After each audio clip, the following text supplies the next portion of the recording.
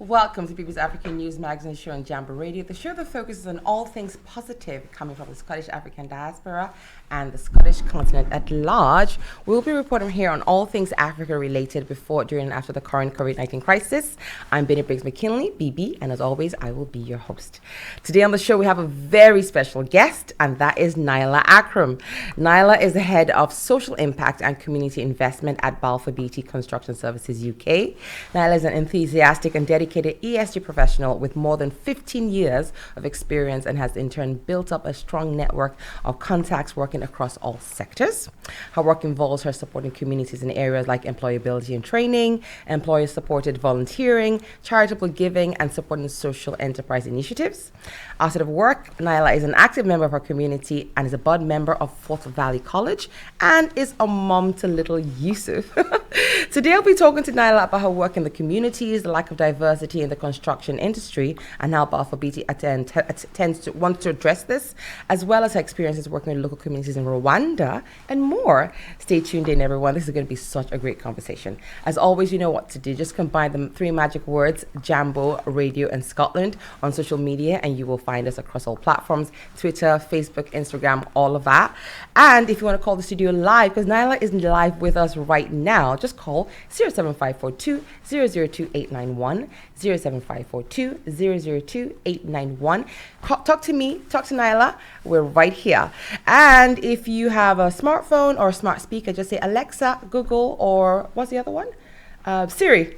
Call us to play Jambo Radio and off you go. So we are here. We're about to start. So come with us on this journey talking to Naila. Welcome to the show, Naila. Good morning. Well, thanks for having me.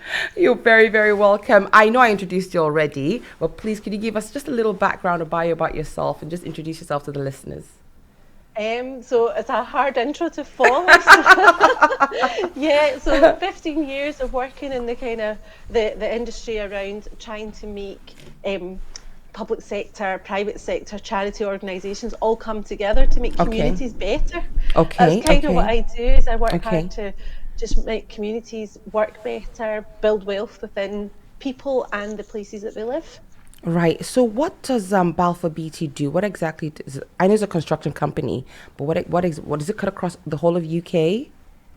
Yeah, absolutely. It's global, so we're all over the world, really. Okay, all right. America, Hong Kong, and the UK. My role is just Scotland focused. So within Scotland, I lead a team of people to deliver community engagement projects and maximise the impact that we create through our employability options, schools, training, and habitat improvement. Right. So we'll come to that, what you do with Balfour Beatty, but I want to talk about you a little bit. Could you give us a little bit of a kind of a road to the role, where you start from and how you got to this role, what you studied and all of that?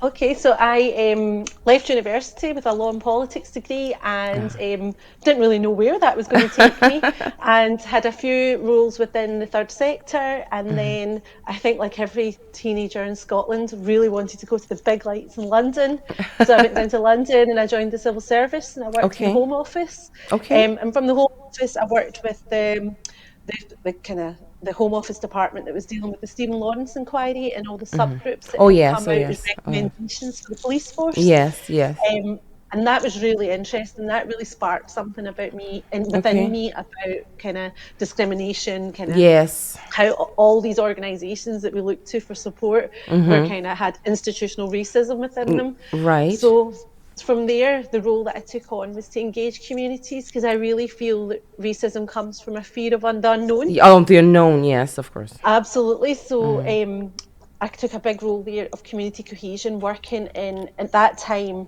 and I'll be giving away my age here, at that time there was lots of What, you're not 15? No, not at all. You don't look a day older than 15 and a half. Perfect, we'll stick with that. So yeah, Leeds, Oldham, Bradford, these areas had a lot of issues just with communities not coming together. And I took on that role of trying to do what I could to help bring those communities together. And then after London, I came back to Scotland and took up a role as Public Affairs Manager for RSPB Scotland. Okay. And this was another part of my life that I was interested in, which was kind of environmental issues and campaigning and looking to see what we could do to bring communities to create a better space, nature reserves and kind of the mental well-being that comes with being outdoors and enjoying Yeah. public spaces, but Yeah. also being acutely aware that people from my community and other minority ethnic groups weren't engaging with the outdoors. Right. So, Yes. Yes. really wanted to try and help people from an urban environment, which would include people like yourself and me, to try and enjoy Scotland and Yes, get them out yes. to the Because I island. always say people come to Scotland and they're hustling to make it and to survive and to Yep. work and to make ends meet. And just 20 minutes outside of Glasgow, there's all this amazing beauty and natural. And people don't, I know people who stay in the city 10 years, 20, they don't go. They don't go and explore Scotland. They're just trying to, to get themselves settled and established in their new country, Yeah, absolutely, and it's tough. I always think that kind of if you've not got weekends off and you don't have the right clothes, the waterproofs, and you don't actually really know what to do in a nature reserve, because it's not your home country, so you're not familiar with the bird song, and you're not familiar with the types of trees and plant species. Or just don't have the money or time to do it. Absolutely, it's really overwhelming. We've got Loch Lomond is on the footstep of Glasgow National Park. It is. But most people from our communities probably don't really know what a national park is or how they would even get there if you don't have a car. Yes. And once you were there, what do you do? Yes, it's true. No, you're absolutely right. It's true. Yeah. It's So true. at RSPB, that was a big part of my role to try and bring that to life for people. Okay. And that's when my real grassroots community engagement work started to happen in Scotland. And then from there, I've kind of evolved into looking at sustainable procurement and looking how large government and local authority spend can help improve where we live. So you're basically saving Scotland. That's you, like Naila. You keep saving Scotland. Naila, could you share with us your ethnicity? I know you're Scottish, but you're also Pakistani with a Kashmiri heritage. Kashmir. Yeah. So we're not going to talk about Kashmir. No. But but you've lived in Scotland your whole life, or you were born here? Yes, I was born here. Born here. So my parents arrived in the late 50s, early 60s. Yes, that group. And set up home here. So have a twang of a Scottish accent. Very much. And very much see it as home. We've got an extended family here too. Yes. So I would see us as an immigrant family, but well established. Well, in Scotland, because the 50s, that's you guys are here. This is second or third generation at this point. Well, I'm the first generation. My siblings and I born in this country. Right. But now we have nieces and nephews. And nephews and children as well. And children. So Naila, when you talk about communities, do you believe that we should all be one community? I think it's nice to have all the different ethnic groups celebrating their own culture, kind of like borrowing from the home country, some of those values. Not everything, leaving all the problematic ones, but taking all the the really valuable cultures from cultures and traditions from those old communities and starting something new here. So feeling the sense of your original self culture as well as being Scottish, or do you think we should all just forget about that and just be Scottish together? Oh no, absolutely not. And I think even within the white Scottish population, there's differences. There's people who have Irish heritage, all kinds of different. So absolutely not. I think we should be rainbow people and everyone. And the more we know about where people come from or where their family comes from and what their motivations are, the more coherence will work better together, because your background makes you different. It makes your responses to something different. It makes your beliefs towards something different. So if we all understand that, and never mind the food, if we all could just exactly. And I think it's nice when you do that, when you have, because I grew up in Nigeria, and as you know, we have many ethnic groups. Like I know people just Nigeria is just one thing, but we're like over 200 ethnic groups, but we all grew up kind of like side by side, so you all went to like mixed schools with different people from different parts of the country, so you kind of got to know this person's culture, language, food, and all that, so you can transport that here. And the same thing, we could all live together, being individuals and separate, but also being a community together. That's the dream, isn't it? You know, I often think that, you know, the Pakistani community in central Scotland is well established and been here a long time. But how many people know like Urdu words? Yes, You know, what's yes, mum, what's dad, what's please or thank you. yes. You know, It's what the true. Mexicans in America, people speak a little bit of Spanish. Spanish, And they kind and Spanglish as well. Yeah. absolutely. Whereas I don't think that our communities are joined up at all, Yeah. Okay. because those Okay. words and they're not even interested to find out. You know?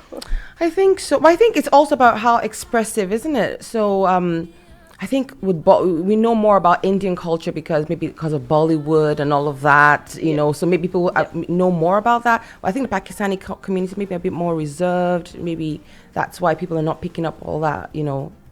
Yeah. Some of And the you know, culture. in Pakistan, it's an anomaly in that it's a newly created country. It came on the back of, you know, Of the partition. partition and the British leaving India. Yes, yes. So there's an amazing story there, and I always Yes. say we come from a culture where we created our own country. You know, Why aren't we don't telling the forget that. stories? So, Yes, yes. so Yes. when people say to me, "You're so driven," and I think, "Oh, I'm not a patron you of know? Muhammad Jinnah. He created a Thank country." you. Do you know? Do you know? People say that like, do you know whose shoulders I'm standing on? Do you realize, Yeah, you know? absolutely. And you it's forget. such an inspiration. Yeah, it's true. So and if we can all call on those ancestors, you know, we could really feel our power and like, you know, do more. Absolutely. You know, and you get these kind of big ideas for little people, storybooks with like famous people along them. And I always think, oh, why don't we have one for Muhammad Jinnah? He created a country. How much more influential does a man need to be? That's it, Naila. You have to write it. Listen, I'm of the opinion now, if you don't see it, just do it, create it. 'Cause I always say, why do we have this and why do we have that? Just write it. Like it's like this show. Like, why are we telling African history? Let's make a show that tells African history. So this show was born. So you do it, and I'll be the first person to buy a copy. I promise. Okay, you're on. And now that you have your you know, Yusuf, this is it. You need to start writing those things and sharing, because he needs to learn. He needs to catch up. You know. And that's so important to me. He's a little mixed race boy, and I really want him to know his Pakistani heritage and understand. Exactly. You know, he's got this really deep heritage behind him. Exactly. That's probably why it's become exactly. more important. That's exactly right. I feel exactly Language, what you're saying. food, family, all those things. I mean, he may not be completely 100% immersed at the end of the day, but just having a good enough understanding and appreciation, I think he'll be on the right path. You know. Yep. Right. Pivoting back to Balfour BT. So, what kind of projects have you been involved in? What have you done that you can say, oh, this was good? Go ahead. One of the most recent things I'm working on is just looking at the diversity within our sector, looking at construction sectors throughout Britain and especially UK. We're very white and we're very male. You were saying so. Yes. You know, so and it's those. It is what it is. You know, engineers, quantity surveyors, construction managers tend to be white men, and on the back of that, we've decided to find out why and what we can do to encourage people from different backgrounds to want a career in construction. Yes. Because I think it's fantastic. You know, I've worked in the natural environment where you see something beautiful and you think, oh wow, that's God's gift. Yes. Whereas in the built environment, you can still see the kind of the maths and the ambition and the boldness. So you can see something that Balfour Beatty have built and you can think, wow, that's amazing. That came from humans. Mathematical feat. Yeah, when we want to do something as humans, we go for it. You know, the same humans who destroy things are the same ones who build such amazing things. And you know, and where I live, Balfour Beatty, I had a huge civil engineering project here a few years ago, and I always say to my little boy in the pram, I know the team that built this. You know? It's just a road to him at the moment. We're there. We started from scratch. Absolutely, and it's that's got me interested in bringing this to life for other young people. Okay. You know, young Black and minority ethnic kids. There's no reason why they couldn't become a civil engineer.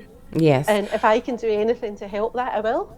Okay, so what would you say to a young person who's starting their career now or thinking about it and they want to go into the construction industry?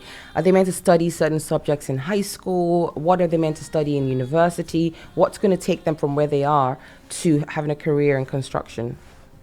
Well, traditionally we would have said if you're strong at maths, then you've got a chance of studying the traditional engineering subjects at school Okay. and then go on to university. But things are changing. There's a whole loads of, the construction industry wants to become greener. So there's whole green skills that are coming into our industry to help Yeah. us with our carbon ambitions and circular economy. We also have a whole digitization of the industry to make it safer. So we're wanting young people who are interested in drones and coding and all these things, who are strong at IT to come into our business. So it's a really exciting time to be a young person. Yeah. Well, I So mean, I would say if I was speaking to a young person now, and I would say, have a look at the construction industry, look at our websites, and have a look to see if there's things that appeal to you.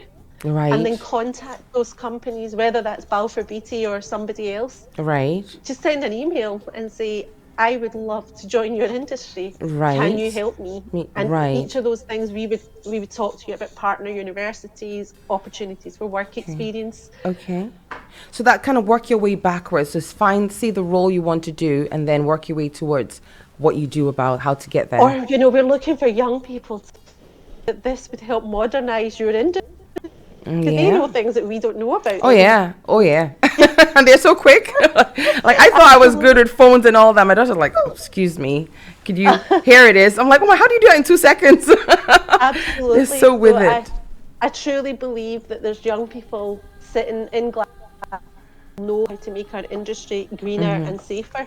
Yeah. And we would welcome those conversations with them. Yeah, and some of them. How about people who maybe are not in high school, maybe didn't finish school, and are looking back, maybe in their 20s now, maybe late 20s, and they're looking and maybe want to join the industry. Is there a pathway there? Yeah, there's different pathways. So I would even say consider an apprenticeship if you're interested, if you want to come back as an older person. Yes. And, and I'm not thinking just about traditional modern apprenticeships and joinery and plumbing. Do a graduate apprenticeship and there's all different pathways that are open. So speak to the universities, speak to the construction companies. Definitely think having those conversations early is what will help people. Right. Like attend our events, keep an eye on our website. That's it. I'm gonna put you on the spot because it's one thing to say attend the industry, attend events, speak to the industry, but if you don't know anyone, it can be very daunting. So I'm gonna say look for Naila on Google Naila Akram, send her an email and she'll put you she'll point you in the right direction.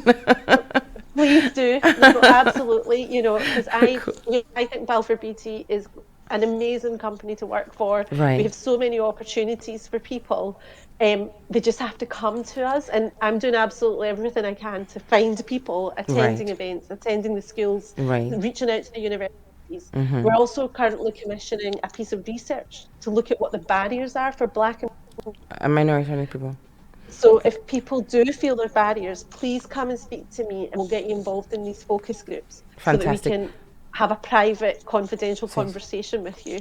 Right. And you were saying parents, who might be thinking for their children, they could also get in contact and say, listen, my kid is interested in that.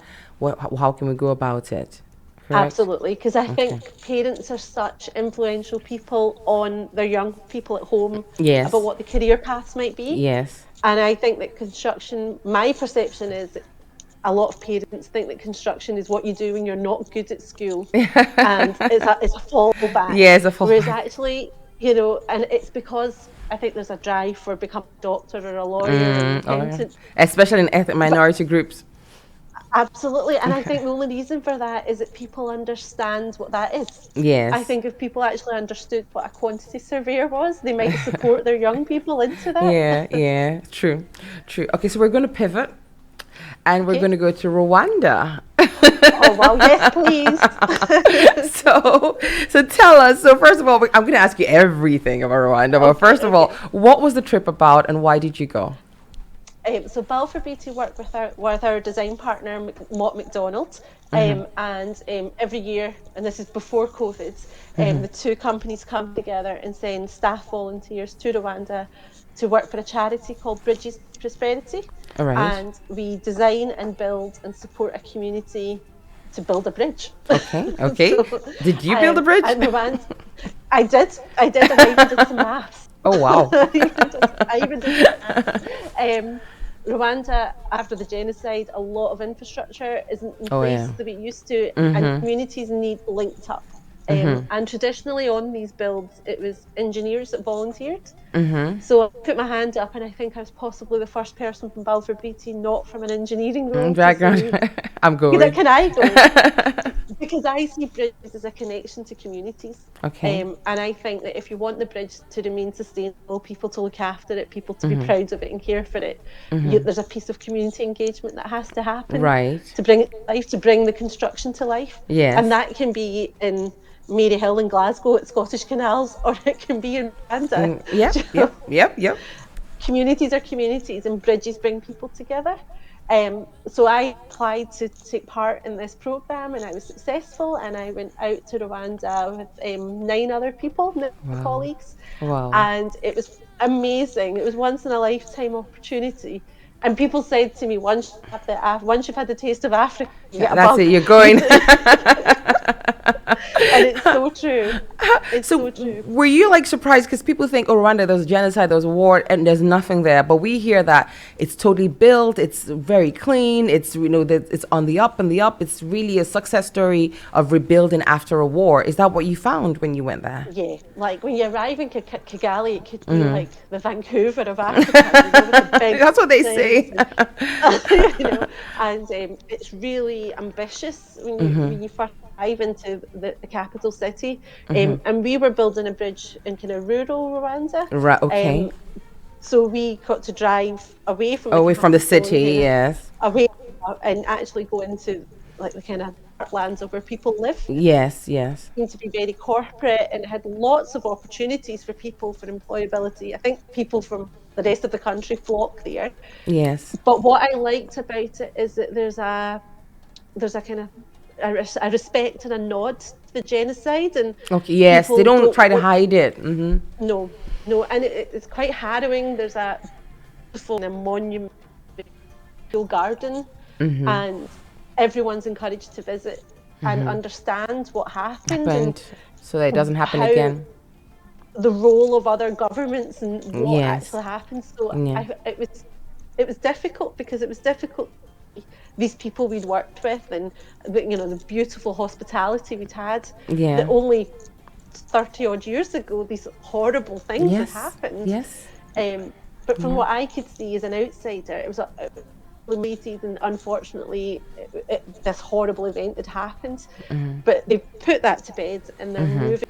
Yes. Yes. And they were so hospitable to us, and we got to do the tourist scene. We went onto Lake Kivu and we took the boats, and it was so beautiful. To die for. So I was going to ask, did you do anything touristic? But you've answered that. So we had weekends off, so we would build Right. during the week, and then at weekends we would be able to stay in our team and go and visit things. Go and, around. Yes. And some of our colleagues even managed to see the gorillas. Yeah. I don't think I was fit enough to trek up a volcano. So they're very rare, but they've started coming out, and they've started coming back in numbers, a few numbers now, because they were almost There's a real extinct. conservation. Effort real going on. conservation program, Yes. and it's very heavily policed and managed. When you go to the national park, Yeah. you have to buy a license to even be there. Wow. So it's very obvious that poaching isn't welcome, and No. the country is using, these are Everything they there. can. Did you pick up any of the language? So God, it's been a few years now. But, Marikosi was thank you, I think. Oh, okay, Marikosi.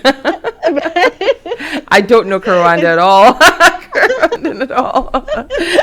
So you'd asked me a few years ago. So unfortunately, the program didn't take place because a year after us, COVID happened. So it's not ran for possibly 3 years now. 3 years but now. I think there's a group ready to go this To summer. go again. Fantastic. Fantastic. So if And you keep an eye on the Balfour Beatty we'll see who goes this time fundraising around. and going out, yeah.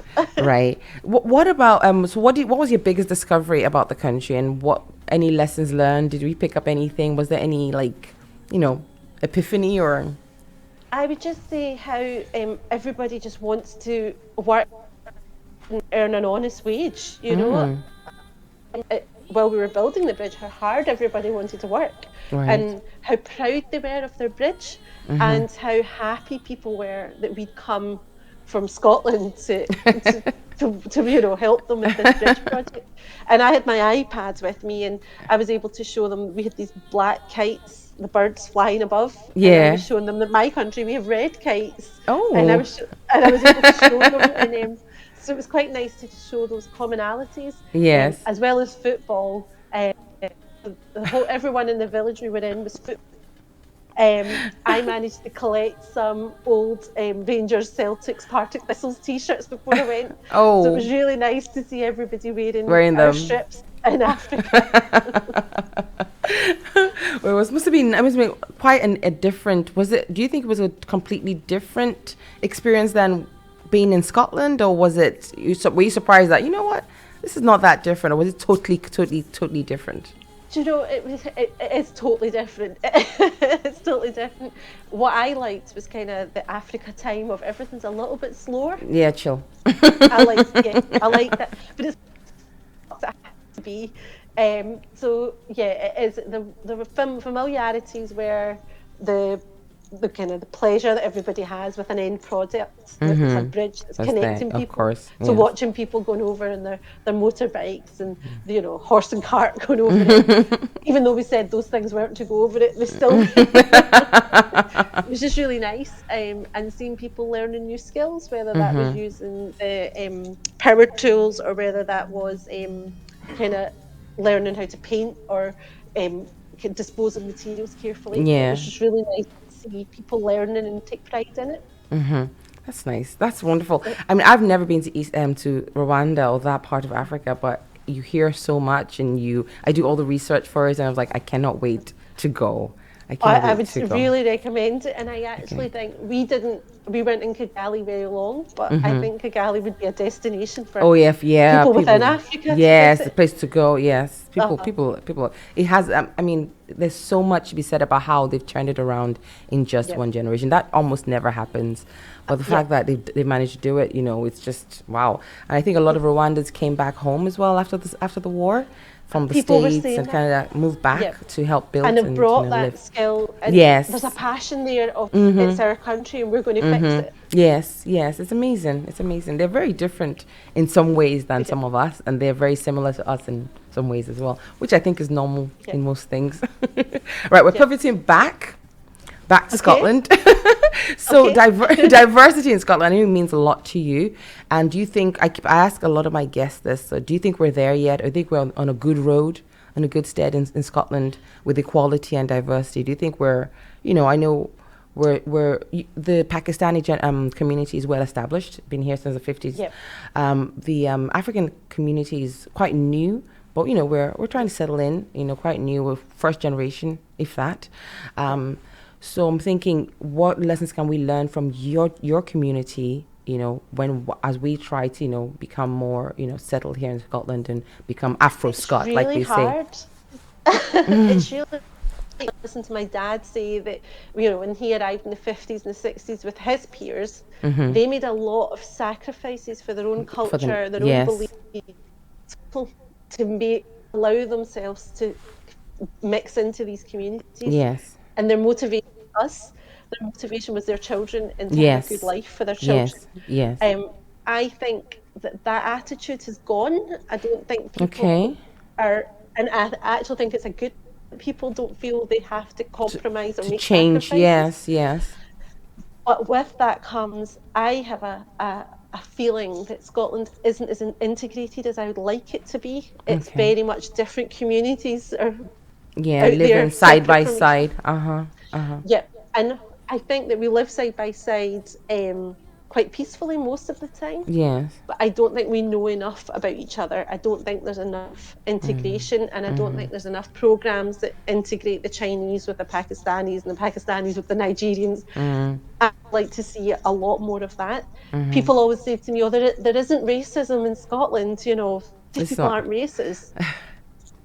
It is, it's just a bit friendlier. It's a different kind. It's a different kind. and we're a smaller population, so we don't have the same impact on the white Scottish community as other parts of the UK. So I think we could do more. I think the Scottish Government could do more. I think we as community members could do more. I think we've got a long way to go. Do you find it fun? This is going to be a very strange question. Do you think, like I always say, I was talking to Serena about this the other day, when non-Nigerians, I can only speak for Nigeria because I can't speak for everybody, come to Nigeria, we kind of like welcome everybody, like, hey, and then you have to prove yourself to be untrustworthy or prove yourself to be unworthy of our friendship and our welcome before we, treat you different.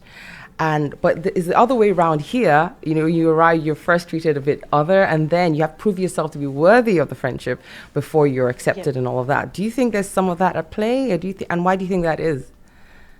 I think people, we've touched on it, the Africa chill time, everything's slower, people have more time. People are really busy here. So even I talk about wanting to do more for community integration, but I've got a full-time job and a toddler.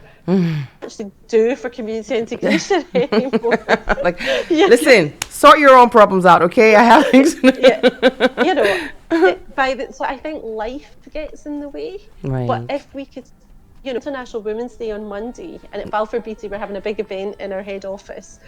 And I think that I'm really looking forward to it because it's given me a space to celebrate being a woman, being an international woman. Yes. And I think in these times of Brexit and, Trump's America and everything that's happening in Ukraine, I think we need to celebrate internationalism. Yeah. And I think women are at the heart of a community. So I am looking forward to having that experience and for Balfour Beatty to create that space for me because life, it becomes really hard. It was pancake day last week and I was running around buying flour and eggs. It just becomes hard. But you're happy with the progress, though? You think we're on the right track here in Scotland? I think back to my own childhood, and I attended a secondary school where I was in my community, perhaps others along the way. I think that doesn't happen so much now, and I think people are aware of what that might feel like for people. But it's very slow progress. I would welcome some intervention to make that faster. Right. I think some local communities are actually taking the bull by the horns after the whole George Floyd thing and, trying to implement things and policies and education as well. I think North Lanarkshire is doing a great job doing that, and I think other councils might follow suit. I'm not speaking for other, I don't know, but I do know North Lanarkshire is doing something and they're really trying to inculcate that. So, but fingers crossed, in another 10 years, we'll see where we are and hopefully things will be much. And I think people are generally more progressive, so it should change. Yeah, it should. Right. So, being a mom, how do you balance it all? God, just get to the day and be glad that you got through a day. One day at a time. I think I was always guilty of not really living in the moment. And if becoming a mum and a global health pandemic have taught, just take a day at a time. Yeah. Day at a time, and that's really helping me just to stay mindful and at a time. Are you still working from home, or are you back in the office? A real mixture. So my was never office based anyway. Right. I was always out and about in the communities. So I'm aiming for being 2 week back at the office, and that's to meet colleagues and share ideas, just and see people, meet with customers, see people. Yeah. So I'm enjoying the freedom of being able to be outside. Do that. I find I like both, and I find if you have a wee one, working from home is also good because you can touch base as well, and then still do your work at the same time. So I don't think it's a bad thing, the hybrid No, model. It's definitely made things a bit more safe and relevant, isn't it? Rather than just being in an office for the hell of it. You're there and you're there in good use of it. Yeah, but I'm going to throw stereotypes out here. But if you're from a big Pakistani family, you can just drop in with your mom and just walk away and just come back 5 days later. Like, is he all right? Okay, let's go. And then this auntie and that auntie and granny and just, is he alive? He's good. Thank you. But I think that even that has changed. That whole notion that it takes a village to raise a child. Everybody's really busy. I know. I know exactly what you mean, and just we've lost something. We've lost that thing Yeah. of, just drop the baby at mommy's house and just go. Yeah, Uh-huh. that's Yeah, no, mommy is busy too. yeah, everybody just has stuff. Stuff to do. And Yep. I can't even work out what the stuff is, but everybody has They're stuff. on the move. Yep, I know what you mean. Right. So I was going to ask you about the advice young people starting out, but you already gave that, and just look for things. Contact us. Have a look at, Balfour Beatty have got some great videos on YouTube. Have a look there. We're on all the social channels, Fantastic. whether that's Facebook, Instagram. Go and find us, and reach out. I'm very easy to find on the internet. Reach out and I'll respond to everybody because I feel Fantastic. passionately about this. Fantastic. I really want to change, because I think if you have diverse people from diverse backgrounds working create change. Yes. They approach problems Differently. Yeah, you're right. You're right. Right. This is the fun part. We're winding down. This is the fun part. So Okay. first thing that comes to your mind, don't think about it and just answer. Ready? Okay. All right. Biggest highlight of your career so far? Rwanda. Wow. No, I'm going now. Listen, I'm going to Rwanda. Yeah. That's it. All right. Rwanda. Biggest challenge of your career so far? Probably what I'm working on now, Okay. trying to address diversity within the construction sector. It's I think really you're going to be hard. successful. I think you're going to be successful at that. Well, we're honestly. struggling to speak to us. So I really want people to come and so- speak to us. Right. Okay. I will put that out. Don't worry. We'll put that on all our social media. And 2 things about you that people who know you may not know about you. Oh God, people who know me. Might not know about you. God, that's really tough.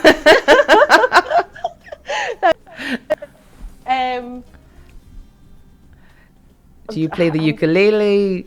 Do you do ballet? I'm trying to think. That I absolutely love cauliflower cheese. Okay. I Okay. spend all the time making pakodas. Oh yeah, that's right. But I absolutely love cauliflower cheese. Okay, that's one. And I think most people know this, but I'm absolutely in love with Bruce Springsteen. So What? Bruce Springsteen, the boss. the boss. So the boss, Very wherever nice. happens Oh. to be casting in my neighbourhood. That's it. My husband. Naila, let me tell you, when I was a kid, do you know the song "We Are the World"? Yes. There was the way he sang his verse as a kid. I was like, he is taking this seriously, because everybody's like la la la la la, and the Bruce Springsteen comes in and goes, well, I was like, oh my god, I felt like, oh, the impact. But you know what I love about the boss is that he's a storyteller, and he brings to life kind of hard-hitting social issues. So you can be in the Right. kitchen, or you're like cleaning the bathroom. Yeah. And you're listening to this story about these kind of the working classes Yeah. and the blue collar worker. Yeah. And all of that. It really It's true. brings- It's true. It's true. Born It's in like you. storytelling. Fantastic. I know what to get you for Christmas now. Good. Naila, thank you so much for coming on the show today. This has been just wonderful. The time has just flown by. Thank you Absolutely. Thanks so for having much. me. Absolutely. You're welcome. Come back anytime. If there's any progress with a project and you want to say something else, or you want to join us and tell us anything, let me know. We will, we'll have you back anytime. You're welcome. And we're going to put all your information, not all your information, the most your email and then your contact details on our social media and our website and all of that, so people can contact you. And then in the announcements today, I did that last week. In the announcements today, I'm going to mention Balfour Beatty and what they're doing with the BME in construction, the lack of representation. Mention it again and hopefully start the ball rolling even faster, and get more people into the construction That's industry. super. Thank you so much. Come back anytime, and we will see you very, very soon. Take care. Take Thanks care. For having Bye. me. Bye, Naila. All right, guys, that was Naila Akram, the head of social impact and community investment at Balfour Beatty Construction Services UK, for such a huge remit and a massive job. She's such an amazing person, very down to earth. So if you want to join the construction industry, your child, your brother, your cousin, if you're a young person trying to start your career right now and you're thinking what to do, you're good in maths. She says maths is not so necessary right now anymore, but traditionally maths is important, and STEM subjects, you can just consider a career in construction. There's so many roles right now and so many opportunities for young people of minority backgrounds, and they're looking for you right now. So think about it, have a think, and contact her. We'll put all her details on our social media handles. So check Jambo Radio for that. And that's it. If you have a bright future ahead of you. If you want to take that road and just join the construction industry if you want to.